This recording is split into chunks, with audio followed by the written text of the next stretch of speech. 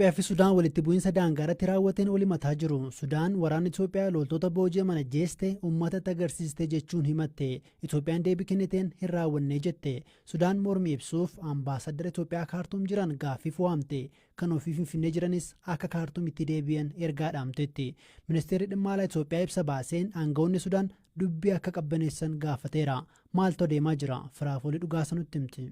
Sudaan loltoonni koo torbaa fi lammiin nagaa tokko humna waraanaa Itoophiyaatiin erga qabamanii booda na jala ajjeefamaniiru jechuun wiixata har'aa himatte. Mormii ibsuufis ambaasaddara Itoophiyaa kaartuum jiru gaaffiif waamuun ambaasaddara ishee Finfinnee jiru ammoo gara biyyaatti waamuu beeksifteetti.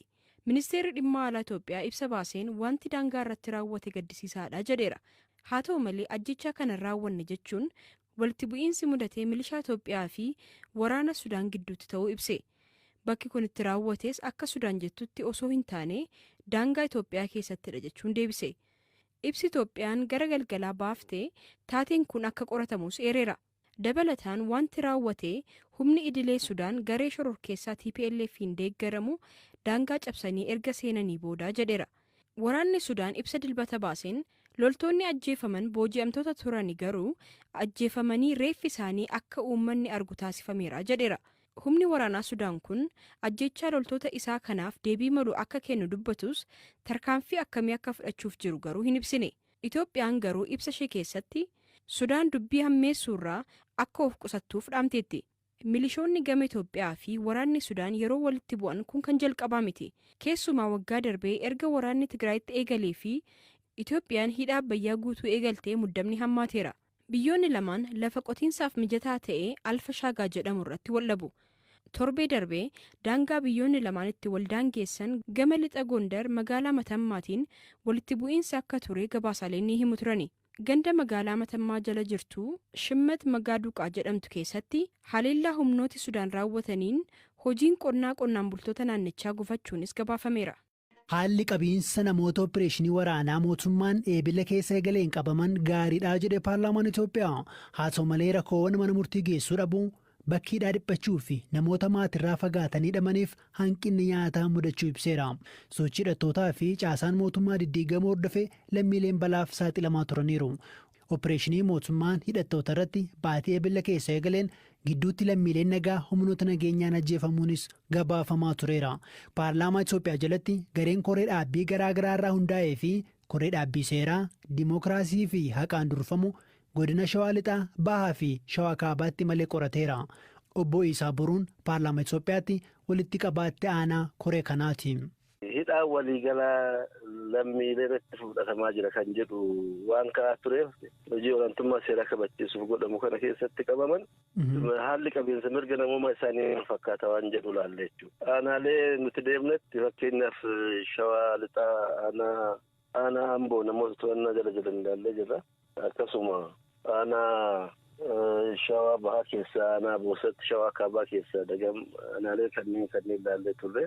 Akka waliigalatti haalli qabiinsa mirga namummaa fooyyee gaarii kan qabu ta'uu isaati jechuudha kan laala. Haala biyya kana keessatti dandeetta yeroo dheeraadhaaf namni qabamee akka barbaadetti jecha kenni jedhamee kan rukutamu kan reebamu qaama isaati irratti miidhaan adda addaa kan gaggeeffamu rakkoo akkasiitu ture. Amma jijjiirama kanaas waan akkasii nama to'annaa jala jiru irratti kan hin raawwatamne ta'uu isaati jechuudha kan ilaalle qabatamaadhaan isaanis kan nuun jedha. Nagaan galee baruu barbaada uummanni keenya jechuudha. Kanaaf tumsa mootummaan godhaa jiru kana cinaa dhaabbates deeggarsa bal'aa taasisaa akka jiru guutumaaf guututti garuu sodaa keessaa kan hin bahin ta'uu isaa bakka rakkoon nageenya jirutti kana ilaallee haa ta'uti wanni ammas yeroodhaan mana murtii dhiyeessuu dhabuu wanni akkasii kan mul'atu akka ta'e kanas sirreeffamni barbaachisu dafee akka kennamu kallattii kennees mootummaa naannichaa wajjin isa walii galleera jechuudha. Tole isaan alatti erguma mootummaan opereeshinii waraanaa eegalee warra jaarsootti Shawaa Kaabaa jechuudha akkasumas immoo Shawaa Lixaa Adaa Bargaatti namoonni nagaa akka ajjeefaman jiraattotarraa namoota maatiin isaanii jala ajjeefamee dubbisnee turre baatiidhuma eebilaa keessa. Koreen kun gaafa hawaasa dhaqee dubbisu opereeshinii waraanaa yeroo raawwateetti gidduutti lammiileen nagaas miidhaman waan turaniif gabaasni akkasiis ba'aa waan tureef waa'ee isaan odeeffanne. Tarii qaaman aanaa Adaa Bargamaa hin daayine nuti amma odeeffannootiin akkaaftuun qabatamaa gabaasa akkasiin qabu garuu gara mootummaatiin nama sababa adda addaatiin seeraan ala hidhamee fi qaama isaa irratti miidhaan gahe hin argine gabaasatti kennitu kana fuulduraaf qulqullaa'uu danda'a jechuudha. Gaaffii koo xumuraati. Isin amma godinoota 3 deemtan godinoota Wallaggaa akkasumas immoo gama kibba Oromiyaas rakkoon jabaa akka jiru jiraattonni dubbatu. Isa roodhattanii mirkaneeffachuudhaaf qorachuuf yaada qabdu akka paarlaamaa Itoophiyaatti. Garee kenna miti malee garee biraas irraa bakka bu'e haala Gambeellaa kan ilaale jira. Gara lixaa kanas qabannoo jira. Akka mana marii bakka bu'ootatti karoorri akkasuma jiraata jechuudha. Obbo Isaa Guddaa galateeffannaa koreen kun dubdeebii hubate koree caffee Oromiyaaf dhiyeesseera. Komishinarri Poolisii Oromiyaa Araarsaa Mardaasaa opereeshinii waraanaa itti fufuu ibsanii akka gabaasa miidiyaa biyyaalessaatti hoogganoota hidhattoota kanaa balleessuuf dalagamaa akka jiru wayita kana ibsanii. ሸኔን የሚመሩ የሸኔ አመራሮች የታችኛው አመራር አብዛኛው የተመታበት ስለሆነ ሆገንስ ሸኔ ገረ ገዲ ሩኩታሙስ ወሪ ጆን ሩኩታምኒ ሸኔ ደደብሲሱፍ ዮካን በሌሱፍ ሆገንቶታ ከነ በሌሱ በርባቺሳ አስረት ዋንት ያፉ ጅራ ኦፕሬሽኒ ናኒቻስ አስረት ጥየፈቴ ደላጋ ጅራ ኦፕሬሽን እዚህ ላይ ትኩረት አድርጎ እየሰራ ነው። Ajjechaa guyyoota 10 dura godina Wallagga Baanaa Gimbiitti raawwate irraa kan lubbuun hafan keessaa daa'imni erga dhalattee torban 2 taate akka jirtu BBC'n odeeffate. Daa'imni kun kaasuu harmee ishee keessatti argamte. Harmeen ishee addee Aayishaa Sa'iid bara 1990 irraa eegaltee ganda Tolee keessatti guddatte. Haleellaa hidhattoota itti himataman kanaan kan lubbuu dhaban keessaa tokko harmee isheedha. Daa'imni kun guyyaatti aanutti reeffa harmee ishee bira raftee lubbuun akka argamte firrii fi ollaan Aayishaa BBC'tti himaniiru. Miseensi maatii maqaanaaf dhoksaa jedhan waa'ee daa'ima kanaa akkanaan dubbatu.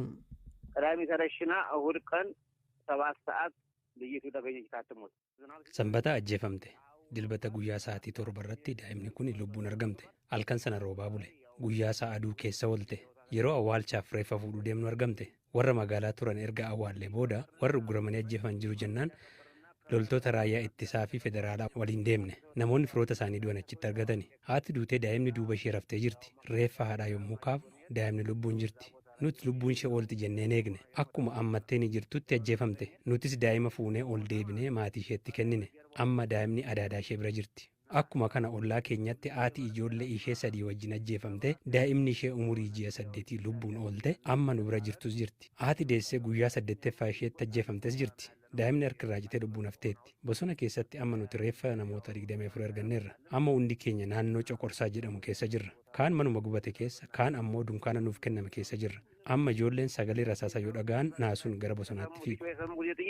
ይሮጣሉ ወደ ጫካ ይሮጣሉ ጀት Kan ishee Yaneenash Araarsoo jedhama. Dhaloonni ishee godina Horroo Guduruu Wallaggaa magaalaa Haratoodha. Yeroo barataa turte yeroo isheen fuuldura teessu barattoonni komatu. Yeroo itti barsiisaan akka duuba teessu itti mees ture. Dhaabbattee qorqorroo gubbaa waan jiru agarti. Akkaan dheertuudha.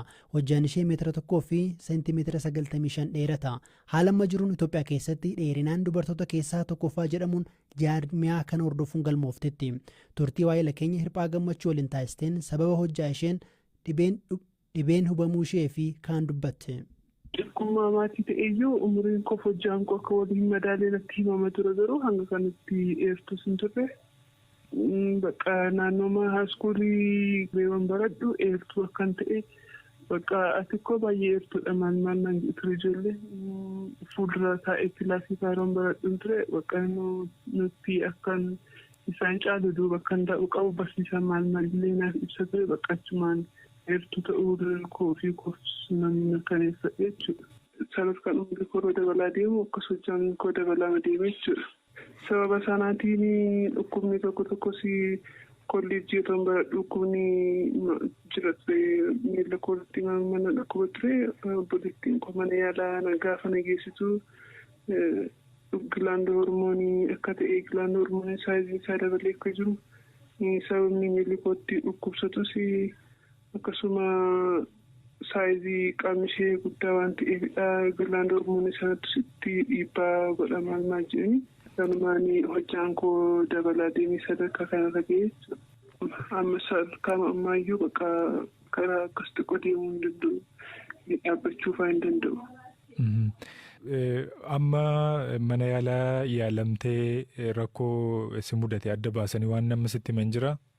Egaa dhukkubni sanarrattis dabalatas mataanis akkasumas dhukkuba ture naannoo waggaa 2 akka 3 as jechuudha. Qaamatti sammuu keessa dhiixiin akka jiru ture kan ta'edha.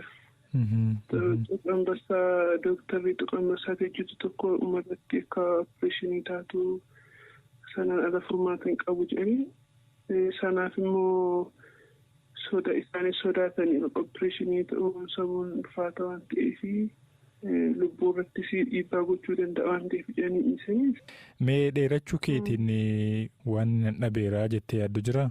Dheerachuu koorraan kan ka'e illee hanga kanatti rakkinni irra ga'uu baatus ogaa sanaan qabatee akkuma jijjiiruu kanaa anis hojjedheessi waan tokko kan humna kootii hojjedhees jiraachuu hin dandeenye. Egaa uffannii rakkisaadha wanti xiqqoo akkas yeroo gabaa fi waan tokko bitadhu harkisaa faarraan gababbataa caamaan illee akkasuma akkas tiraanspoortii kana mannaattuu na rakkisan ala sababa hojjaatiin otoo hin taane rakkoo narra ga'uu jiraate sababa dhukkubaatiin. Dheerina keetti yeroo itti gammadde? Ani yeroo hundumaayyuu itti nan gammada maaliif hojii waaqayyoo hundumaatti hojjaa koorraa yoo ta'u baateyyuu. Wantoota nuti kaantiyyuu uuma waaqayyotti nama baay'ee gammadudha waan ta'eef yeroo hundumaayyuu ni gammadduudha baay'ee. Maatii kee keessaa namni haga kee dheeratu jiru dheerina namni dhedheeroon? Hin jiru. Xiqqoo akaakayyuu keetti baatee naan jedhu abbaan abbaa kootti dheeraadha. Sooma dheeraa ta'e fakkaatudha malee makootiin akaakayyuun xiqqoo jechuudha.